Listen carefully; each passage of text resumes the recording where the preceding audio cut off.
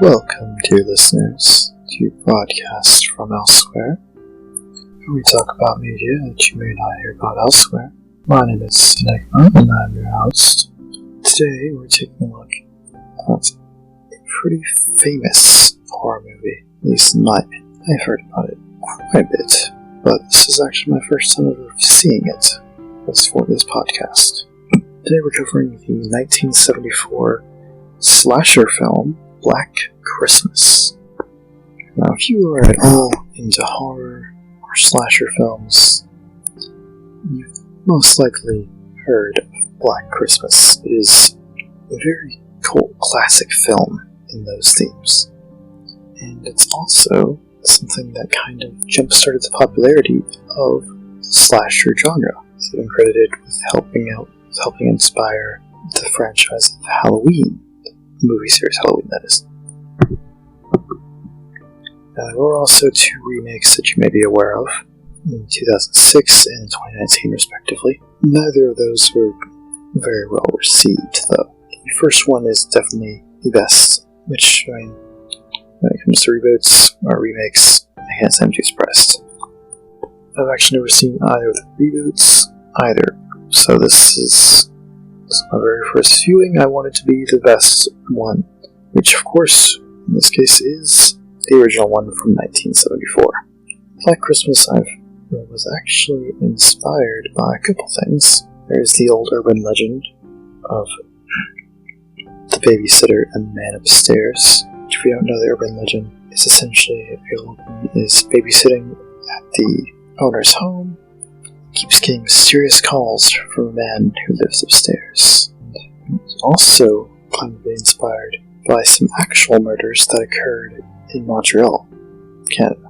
These murders were in 1943, when a 14-year-old boy bludgeoned several members of his family to death. Now, this here film is a little different as far as that goes. For one, it is an adult person as far as we know, and all the victims in this film are sorority girls. So yeah, no surprise that one of the most classic slasher movies, and one that popularized the genre, would of course include college girls, which are basically a mainstay of slasher movies these days. Alright, but I believe that's all the preparation that we need to get into this. So now, without further ado, let's get into the plot of this movie. However, if you, of course, want to check out the movie beforehand, and I recommend you do, because it is a very great horror film, it is available on Shudder and Tubi to stream. You can also find some of the remakes on there if you want to check them out. Personally, probably best that you don't. Just check out the original, the 74 one that we're looking at today. That's what I would say. So, we start off with a POV shot from a stranger who's stalking a Christmas party at the sorority home. We watch from their POV as they wander closer towards the home, eventually finding a way in through a trellis to the window of the attic to get in. Meanwhile, inside the party, one of our main girls, Barb, gets a phone call, and the other girls tries to get her attention, like, hey, you got a phone call. So she goes in the room to get this call. All we find out is from her mom. Mom is basically trying to make some plans for the holidays and whatnot, invites her to come visit her and whatnot. It's really not that pertinent to the plot, in all honesty, so. But while she's on the phone, the stranger in the attic is now quietly coming down the ladder into the main home, out of the attic, onto the second floor. After her call, Barb has all the guys go ahead and leave, because they had some of the other girls' boyfriends over and whatnot for their little Christmas party. She has all the men leave, and it's just the girls. Girls talk very briefly, just some idle chatter, and we have another phone call that comes in. It's not a loving family member this time. This time, it's a weirdo. This weirdo will be continuously calling throughout the movie, but essentially the best way to describe him is he's kind of a pervert. Not even kind of, he is definitely a pervert. So he calls in all the time to these girls, and he'll make moaning noises and say a lot of obscene things. So one of the girls holds out the phone and lets everyone listen to it. It's You all hear all the depravity that this man spews. But Barb eventually takes the phone from her and basically just lets the man have it. Just calls him a creep and she tells him, just go bother another sorority. And he very cryptically ends the call by just saying in a very cold, emotionless way, I'll kill you, and then hangs up. After that fun little call, we now get to meet the house mom, which is Mrs. Mack. If you don't know, if you're not familiar with how college things work, there's usually an adult woman who runs the sorority homes. In this case, it's this lady, Mrs. Mack. She comes in with some presents in hand, while she and the girls unwrap a few presents. One of the other ones, the other girls, goes out upstairs. There's Claire, as we'll learn later. She goes upstairs to start packing for a trip she's going on. While she's up packing, she hears a strange noise coming from the closet, and she goes to check it out. She gets strangled by a dress protector. You know, those little plastic things that you hang over a dress to keep it clean. So, she gets strangled to death. We transition back downstairs, where the girls have already presented their present to Mrs. Mack as well. Now that she's got her present, everyone else has opened their stuff. She sends them all to bed, and we see a little running gag here with Mrs. Mack as well, is that she has a lot of hidden bottles of booze around the home. So she's kind of an alcoholic, I would say, personally. But yeah, no judgment here, right? But she's really creative with it too. She has a fucking book. In this scene, she has a book that's behind, it's like a cabinet door, like a glass cabinet door or something. And you open the book, and she literally cut out the pages to fit the bottle of whiskey. Like, it's really the kind of thing you'd see in like a spy movie or some other bullshit like that, you know? Yeah, so she sneaks some booze. Meanwhile, another girl, Jess, is called from her boyfriend, and they agree to meet up tomorrow. And that's going to become important a little bit here. Now, Jess tries to knock on Claire's door before she goes to bed, but, of course, as we know, Claire's kind of dead at the moment, so she can't come to the door, unfortunately. But she doesn't think much of it, and she goes off to bed. We do get to see a little shot here of Claire. She's already dead now, and the killer has propped her up on a rocking chair, with the plastic still hanging around her face. She rocks slowly back and forth. The next day on campus, we see her father, Claire's father. He's waiting outside the campus for her to pick her up for the trip they're supposed to go on. But of course, she's nowhere to be seen. So, he asks another student for help. Let's see if she knows who she is, or if he knows where she might be. Thankfully, the guy knows what house she belonged to, so he gives him directions how to get to the sorority home. He gets there and we get to see a lot of her, decorations, which are all just, he's very disapproving of all of her decorations in that room, all the posters, because there's several that are, sexual in nature. There's one that I really liked, which was just several shots of an old lady in a chair, and she's just, progressively giving you the finger, starts her just sitting in the chair, and she just starts to, slowly get angrier looking, and then raise her fists, and then there's the finger. It was great.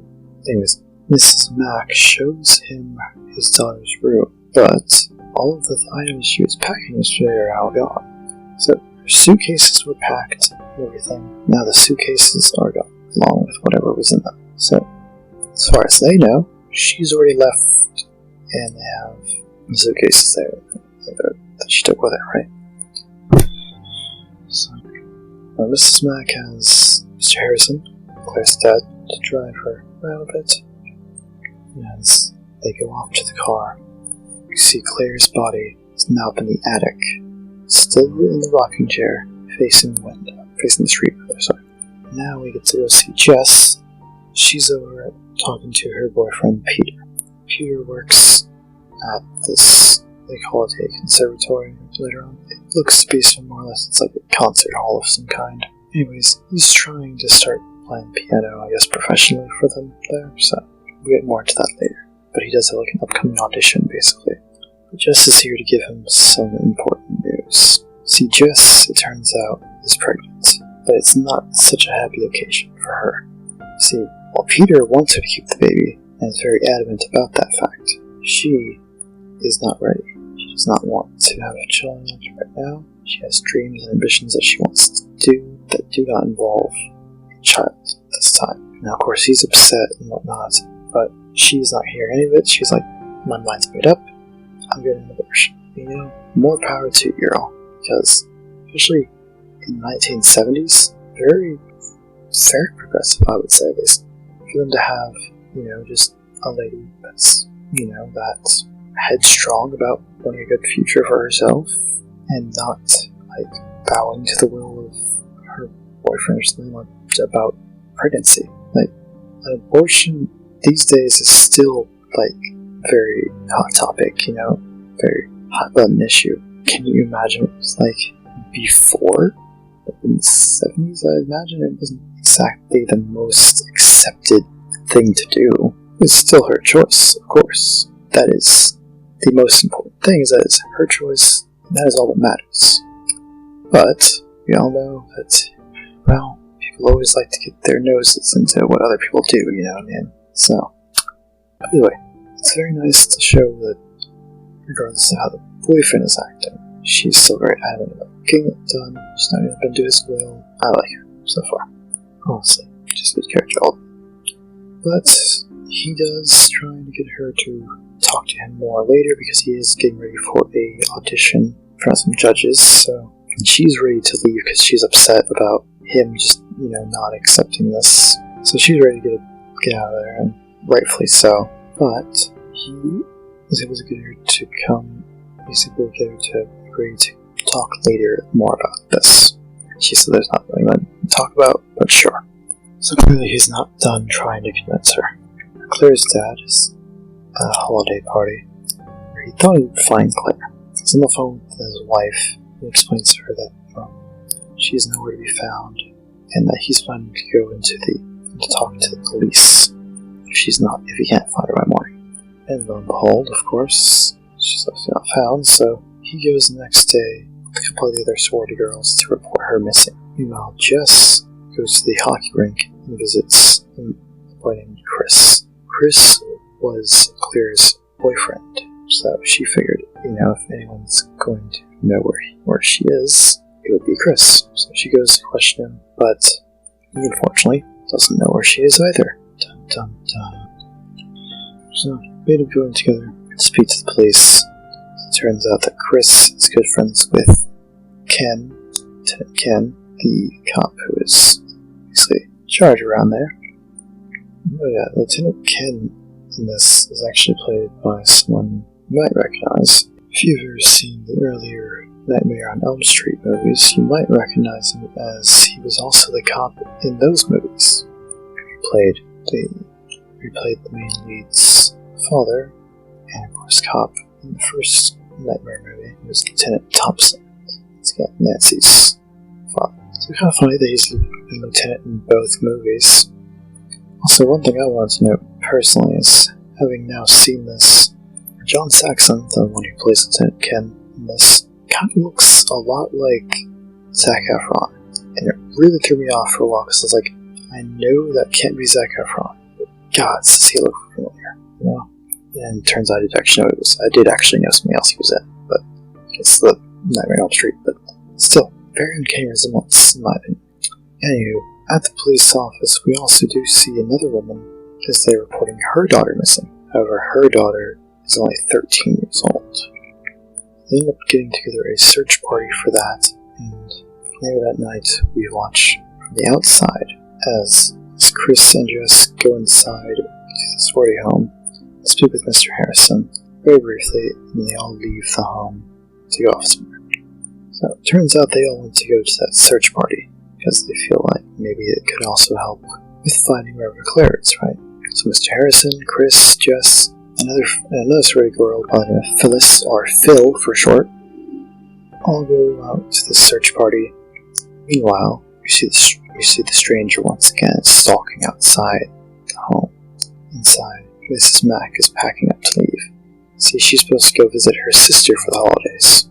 So she's packing up, or finishing packing up rather, and she's already got a taxi there waiting for her.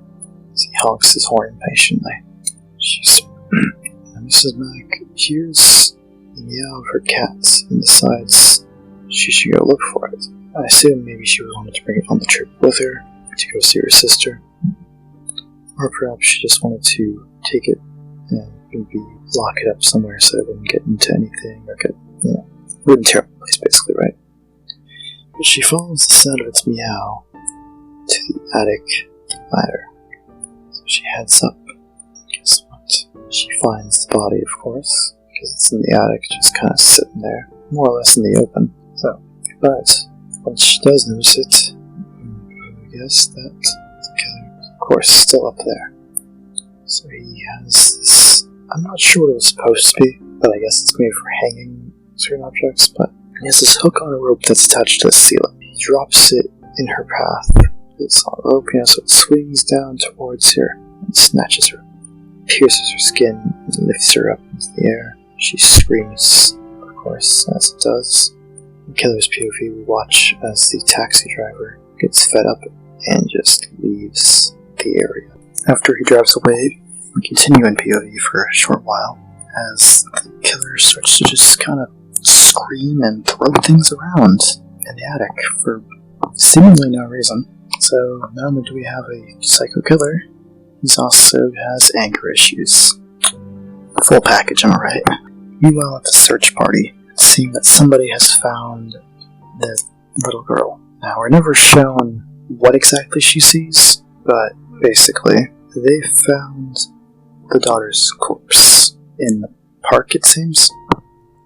So, they never show it, they never tell us exactly what happened to the child, but the young daughter that the woman was searching for is dead. So now, maybe the police will finally take our protagonist seriously.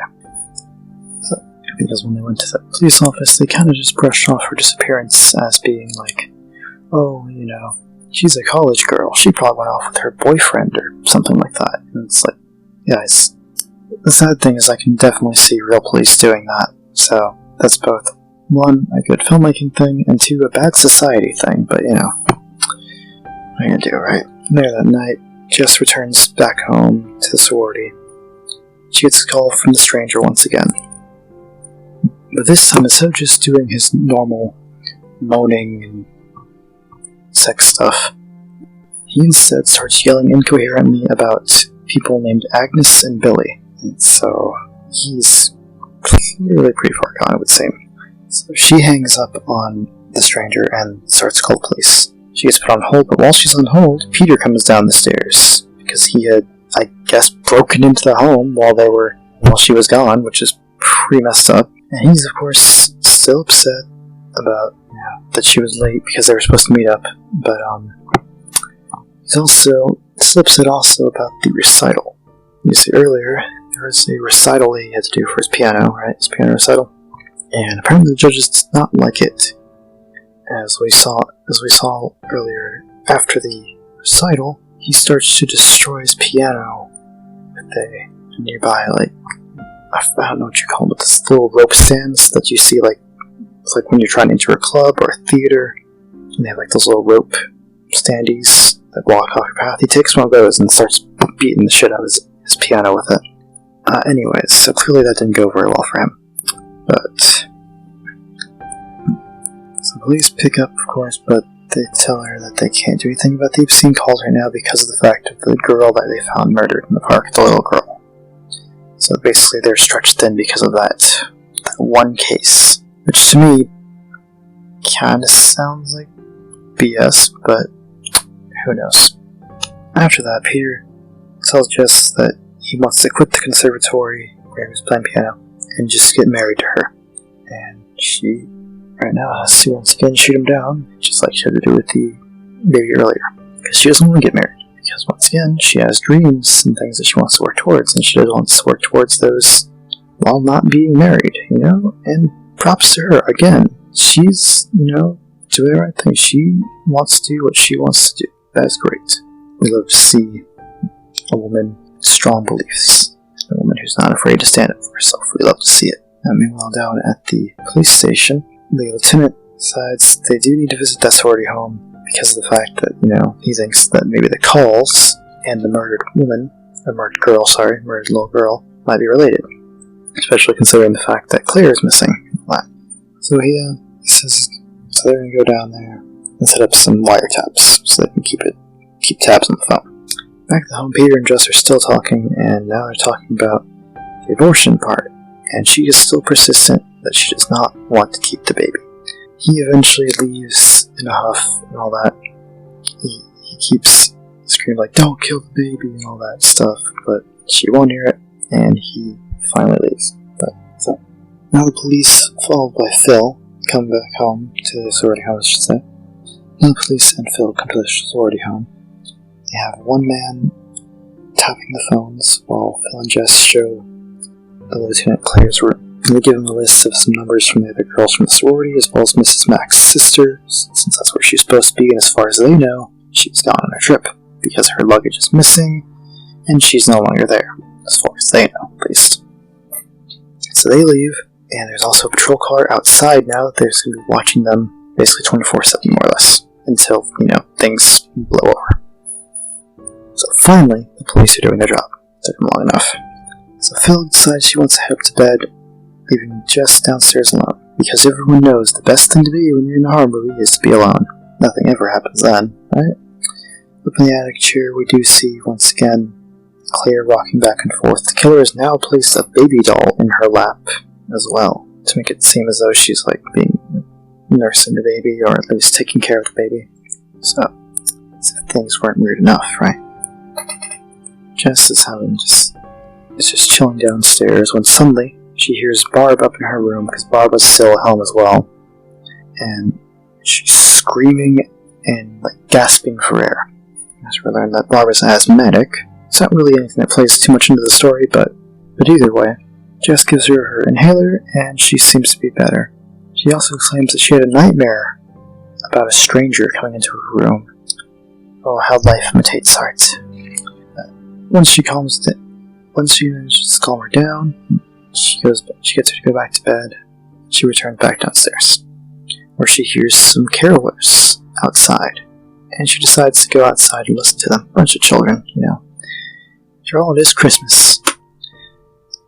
So, while she's listening to the carolers, a stranger comes down from the attic and walks right into Barb's room. Like I said, life imitates art, or in this case, dreams. And I'm not entirely certain what the item is that he uses to kill her, but there's some kind of... I think it might be part of a liquor bottle or something, but it was a glass horse head, and it had a very, sharp tip on the head. On the neck portion of the head. So I'm not sure what it is, but either way, he takes that and he stabs her with it and kills her. So Barbara's now dead. If you're keeping count. That's now 3 people, at least, or 4 if you count the teenage girl in the wood, or the park rather. So the carolers finish up their song, and one of the parents comes out and rushes them back to the car because they just heard about the murder that had taken place in the park. And then the phone rings. Again. Now, for wiretaps, how this works, at least in the 70s, I'm not sure if it's how it works nowadays, but how it works is that when they receive a call to sorority home, the police also get a call through their phone that they have at the station. Now, this phone that they have at the station has been modified to where it does not have any kind of receiver or anything, so that they can't speak back, but they can hear everything that's going on. Both the police and Jess answer the phone, but unfortunately, it's not long enough for them to trace the call. And also, the killer says a very strange lie. You see, when Peter had been talking to Jess about the whole abortion thing, Jess was being very calm and nonchalant about the idea of getting an abortion, which is fine. Unless you're Peter, of course, because Peter had a whole freak out, as we mentioned. And he said to her, "You're talking about this abortion like you're getting a wart removed," or something to that effect. And the killer repeats the line. He speaks rather incoherently through most of it, but he repeats the line like a wart being removed, and that catches her off guard. So you see from here on, we're under the impression that the killer is Peter. And in all honesty, I can see how that would make sense. But let's keep going with the story for now. So of course, like I said, it was not long enough for them to trace, because you have to keep the caller on the line for long enough to be able to trace where the call is coming from. But unfortunately, it was not long enough. So Ken calls her up and lets her know about that, but she'll get plenty of chances, don't you worry. So Phil comes back downstairs, and her and Jess talk about the call. And Jess lets her know that she's worried that it could be Peter. As they're talking, the phone rings again, but this time it is Peter. And he begs Jess again about rethinking the abortion, because the man cannot get the freaking point through his head, obviously. So she hangs it up, but Ken rings her and asks about the call, because he was listening to that call as well. So she explains to him what happened about the whole abortion stuff, but then she tells him that it couldn't have been Peter that made the calls, because Peter was home when one of the calls was made. You know, it's not like there's like 3 different phones in the home or anything. But sure, keep being delusional, Jess. Anyways, she ends up telling Ken where he can find Peter in case he wants to, interview him and whatnot. Make sure he's not a culprit. And Phil goes to check on Barb. But when she gets upstairs into the bedroom, while we're sleeping, the door shuts behind her. Then we transition over to Ken. He goes to the conservatory to see Peter, but Peter is nowhere to be found. What he does see, though, is the destroyed piano from earlier. Meanwhile, Jess gets another call from the killer again. He once again babbles about Agnes and Billy, incoherently about babies and these 2 people, all throughout switching different voices. Doing a little boy voice, girl voice, and a man's voice, and all these other voices. So but this time they're able to actually trace the call. Fortunately, the news is not so great. Skinny goes back to his car and gets a radio call from Officer Nash, who's back at the station. He explains that he says the call is coming from, the same address as the home, and he tells him, no, that's where the calls are going. He's like, that's where they're coming from as well. So, the call is coming from inside the house. By the way, that line is not actually from this movie. That reference comes from When a Stranger Calls, which is a 1979 film. But the premise is very, very similar as far as the calling portion goes. Anywho, just a fun little tidbit, because I believe that that's where this came from, but it does not. So just a fun little tidbit for you. Anyways, so Ken then tries to radio Jennings, who was sitting outside the house, the one that was the patrol car, keeping guard on the sorority home. But his throat's been slit, so he cannot answer currently. So Ken instead radios Nash back and tells him he needs to call Jess and tell her to go outside and wait for them, but to not tell her where the calls are coming from. He, of course, does not listen to this, so it's fine. Because Nash does call her, but she's refusing to go outside. Not without Phil. Which won't work anyways, but she doesn't know that yet. But he tells her that she has to go, and he finally breaks down and tells her the calls are coming from inside the home, and she drops the phone. She lets the phone fall from her hands as he continues to scream at her as he screams at her and tells her she cannot go upstairs. She must go outside. She calls up for Barb and Phil, but of course gets no response. She heads over and grabs a fire poker from the fireplace. Now armed, she heads upstairs. She breaks down the door of Barb's bedroom, and we see the 2 girls are both dead now, covered in blood, laying on the sheets. The killer hides behind the door, and we can only see his eyes peering from between the cracks. She slams the door into him and runs. They have a brief chase sequence. She's able to get into the basement and lock the door behind her. The killer screams, just violently screams, not any words, just screams, bashes into the door, but eventually gives up, so, wasn't trying hard enough, I suppose. She then sees a shadowy figure in the windows peering into the basement, and it turns out to be Peter. But when she knows it's Peter, she gets even more scared, because remember, she's under the impression that he's the killer. In all honesty, so was I for quite a good while here. We'll see what I mean. So he breaks the window in, and comes inside looking for her. He finally sees her. She's got herself up against the wall, clutching the fire poker for dear life. And as he starts to approach her, the police arrive on the scene, Ken and a few others for backup. As the police get out of their car and rush towards the home, can hear her screaming. Follow Ken as he breaks down the door, and they find Jess is knocked out with Peter, but Peter is dead on her lap, so it seems that she killed him in what she thought to be self-defense. So Jess is taken upstairs and put into a bed so she can rest for a while. Mr. Harrison's up there as well, and he tries to leave, but he faints. So Chris and another officer help him out of the home. So everyone eventually leaves and watch Jess sleep for just a little while as the camera pans over to show a bare bloody mattress that was in Barb's room, the room with the suitcases. Then we slowly go into the attic, and inside the attic you see the corpses of Mrs. Mack and Claire are still there, as the morgue hasn't come to get them yet. We also hear a voice singing, and he repeats one last time. He says the words, "Agnes, it's me, Billy." Once again rambling about this Agnes and Billy. There is no characters named Agnes and Billy in this, by the way, so it's still unclear exactly what that has to do with this, but it must be about this killer's past, I imagine. So we pan out from the scene of the bodies, the killer still seeming to be around. An officer stands outside, having a smoke break, as the phone begins to ring once more. The credits roll as no one goes to answer it. So yeah, that is one of the classics of horror, Black Christmas.